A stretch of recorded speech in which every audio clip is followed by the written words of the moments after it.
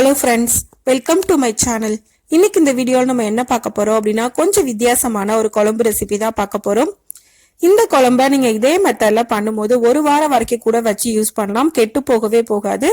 டேஸ்டும் ரொம்பவே நல்லா இருக்கும். இதை செய்யறதும் ரொம்ப ரொம்ப ஈஸி தான். வெறும் 10 நிமிஷம் போதும் இந்த குழம்பு செய்யறதுக்கு. இந்த குழம்புக்கு காய்கறி கூட எதுவுமே தேவையில்லை. நான் இன்னைக்கு சுண்டக்காய் வத்தலும் மிளகும் சேர்த்து பண்ணிருக்கேன். வாங்க இந்த குழம்பு எப்படி பண்றதுன்னு வீடியோல பார்க்கலாம். அதுக்கு நான் முதல்ல ஒரு கடாய் எடுத்துக்கிறேன். 4 ஸ்பூன் அளவுக்கு எண்ணெய் ஊத்துறேன். எண்ணெய் நல்லா சூடானதுக்கு அப்புறமா ஒரு 15 to 20 சுண்டக்காய் வத்தல் நான் ஆட் பண்றேன். ஆட் பண்ணிட்டு நல்லா ஃப்ரை பண்ணிக்கங்க. மீடியம் ஃப்ளேம்ல வச்சு பொறுமையா ஃப்ரை பண்ணி எடுக்கணும். ஹைல வச்சு ஃப்ரை பண்ணோம் அப்படின்னா கலர் உடனே சேஞ்ச் ஆயிரும், ஆனா நல்லா வறுபடாது. இப்ப நல்லா வறுத்தாச்சு. இந்த அளவுக்கு வறுத்ததுக்கு அப்புறமா இதை எடுத்து ஒரு பாத்திரத்துல டிரான்ஸ்ஃபர் பண்ணிக்கங்க.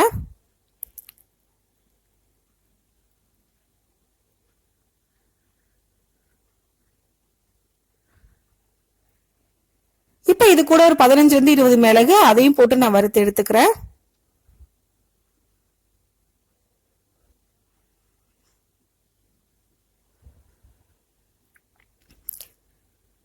இப்ப இதுவும் நல்லா வறுபட்டுருச்சு. இதையும் சுண்டக்காய் வத்தல் கூட எடுத்து வச்சிருங்க. இது எடுத்ததுக்கு அப்புறமா இதே ஆயிலே நம்ம குழம்பு தாளிக்கிறதுக்கு யூஸ் பண்ணிக்கலாம். வேற ஆயில் மாத்தணும்ன்ற அவசியம் இல்ல. இப்ப இது எல்லாத்தையும் எடுத்தாச்சு. இப்ப அதே ஆயில்ல 1/2 ஸ்பூன் அளவுக்கு கடுகு, 1/2 ஸ்பூன் அளவுக்கு உளுந்தம்பருப்பு, 1/2 ஸ்பூன் அளவுக்கு ஜீரகம், 1/2 ஸ்பூன் அளவுக்கு வெந்தயம், ஒரு 1/2 ஸ்பூன் அளவுக்கு மிளகு ஆட் பண்றேன். இப்ப இது எல்லாம் நல்லா பொரிஞ்சதுக்கு அப்புறமா 20 பல் பூண்டு நல்லா உரிச்சிட்டு நான் ஆட் பண்ணிக்கிறேன். அது கூடவே 25 சின்ன வெங்காயம் அதையும் உரிச்சு ஆட் பண்ணிக்கங்க. கொஞ்சமா கருவேப்பிலை போட்டுக்கலாம். இப்ப இது கூட 1/2 ஸ்பூன் அளவுக்கு நான் பெருங்காயத்தூள் சேர்த்துக்கிறேன். கூடவே 2 காஞ்ச மிளகாய் அதையும் போட்டுக்கலாம். இப்ப இது எல்லாத்தையும் சேர்த்து நல்லா ஃப்ரை பண்ணிக்கங்க. வெங்காயத்தோட கலர் நல்லா சேஞ்ச் ஆகணும், அந்த அளவுக்கு இதை ஃப்ரை பண்ணணும்.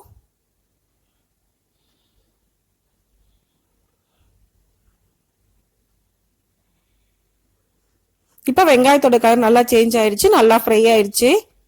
இந்த அளவுக்கு ஃப்ரை பண்ணதுக்கு அப்புறமா நம்ம தக்காளி சேர்த்துக்கலாம். நான் இன்னைக்கு மீடியம் சைஸ்ல 2 தக்காளி எடுத்திருக்கேன். அதை கட் பண்ணி ஆட் பண்ணிக்கிறேன். பெரிய தக்காளி அப்படின்னா 1 போட்டா கூட போதும்.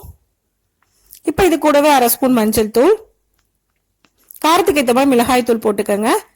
நான் இன்னைக்கு 2 ஸ்பூன் அளவுக்கு குழம்பு மிளகாய் பொடி போடுறேன். கூடவே 1 ஸ்பூன் அளவுக்கு ரெட் சில்லி பவுடர் அதையும் போட்டுக்கலாம்.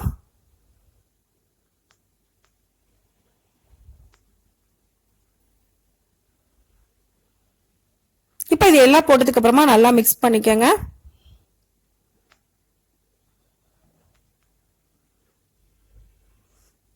நல்லா மிக்ஸ் பண்ணதுக்கு அப்புறமா மூடி வச்சு சிம்ல வச்சு 2 நிமிஷம் போல நம்ம குக் பண்ணிக்கலாம்.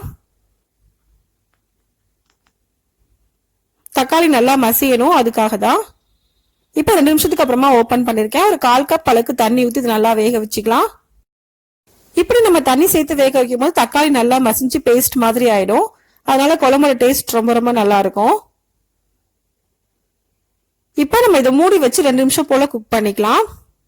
இப்ப 2 நிமிஷம் ஆயிடுச்சு, நான் ஓபன் பண்ணிருக்கேன். தண்ணி ஃபுல்லா ட்ரையா இருக்கு. தக்காளி நல்லா மசிஞ்சு பேஸ்ட் மாதிரி ஆயிருச்சு. ஆயில் ஃபுல்லா செப்பரேட்டா பிரிஞ்சு வந்திருக்கு.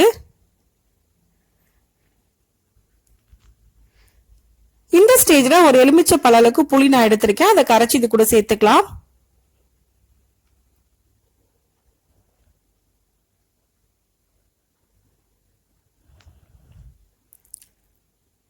இப்ப புளித்தண்ணீர் ஃபுல்லா சேர்த்தாச்சு. இப்ப குழம்புக்கு தேவையான அளவுக்கு உப்பு சேர்த்துக்கலாம். நான் இன்னைக்கு 1 ஸ்பூன் அளவுக்கு உப்பு போட்டிருக்கேன். நீங்க உங்க டேஸ்டுக்கு ஏற்ற மாதிரி கூடவோ குறைச்சலோ போட்டுக்கோங்க. இப்ப இதை மூடி வச்சு ஒரு 10 நிமிஷம் போல குக் பண்ணிக்கலாம். இப்ப 10 நிமிஷம் ஆயிடுச்சு, நல்லா குக் ஆயிடுச்சு. நல்லா ஒரு தடவை மிக்ஸ் பண்ணிக்கலாம்.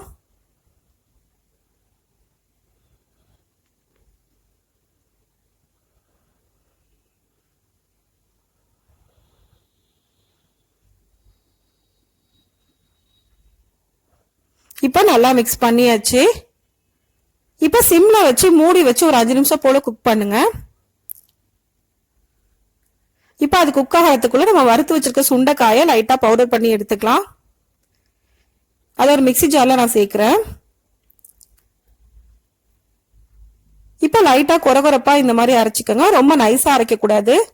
லைட்டா ஒரே ஒரு சுத்து மட்டும் அரைச்சா போதும்.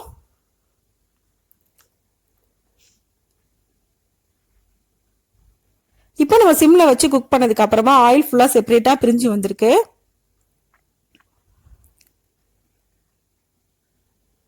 இப்போ இது நல்லா ஒரு தடவை மிக்ஸ் பண்ணிக்கோங்க.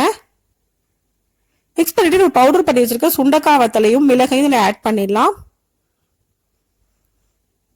சுண்டைக்காயை நைஸா அரைச்சிடக்கூடாது, லைட்டா பவுடர் மட்டும் பண்ணா போதும்.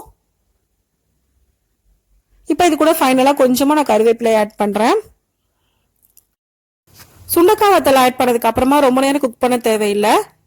ஒரு 2 நிமிஷம் போல சிம்ல வச்சு குக் பண்ணா மட்டும் போதும். ரொம்ப நேரம் குக் பண்ணோம் அப்படின்னா சுண்டைக்காயோட கசப்பு டேஸ்ட் வர்றதுக்கு சான்சஸ் இருக்கு.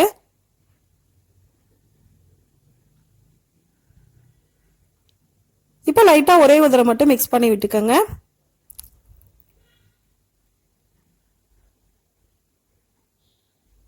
இந்த ஸ்டேஜ்ல நம்ம அடுப்பை ஆஃப் பண்ணிடலாம்.